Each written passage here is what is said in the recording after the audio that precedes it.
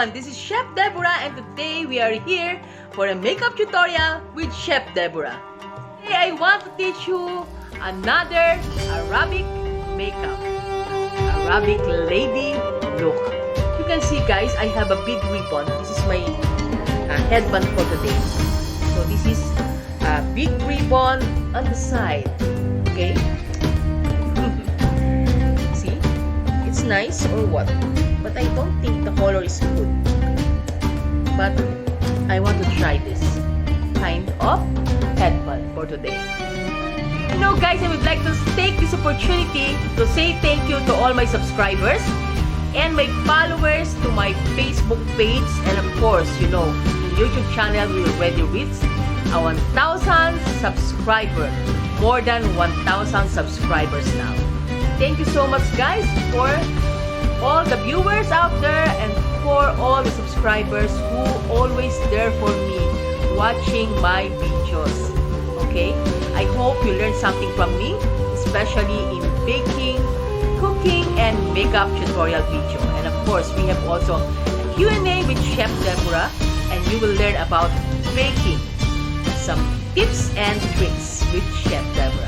As you can see guys, I have a background now, a different background now for my makeup tutorial and for my Q&A, for my interview or question and answer portion or whatever. So this is my new background now. And of course, I also preparing for a new studio for you, for my kitchen studio, so that I can do a demonstration, okay, in my video. In baking and cooking, of course. Because I feel like you only see my hand when I'm doing a baking and when I'm cooking. Always top view only. But now I want to make a changes, you know. Because now we are 1,000 subscribers already. We reached already 1,000 subscribers. So I want to improve my video channel or my YouTube channel for you. I'm sorry guys if I'm taking too long, and now I will show you, I will start now how to put makeup with Arabic look. Okay? Let's start now. Come on guys, come on.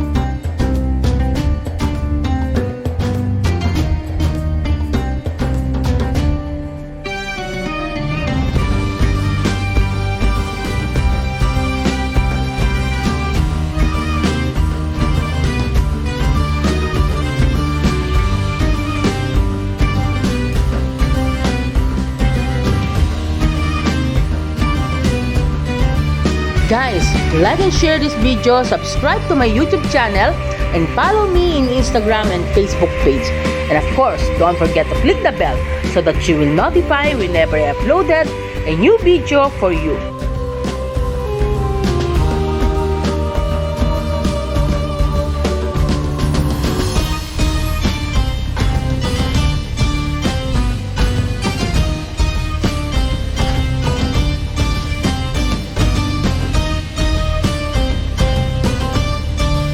And again, this is Chef Deborah. Thank you for watching.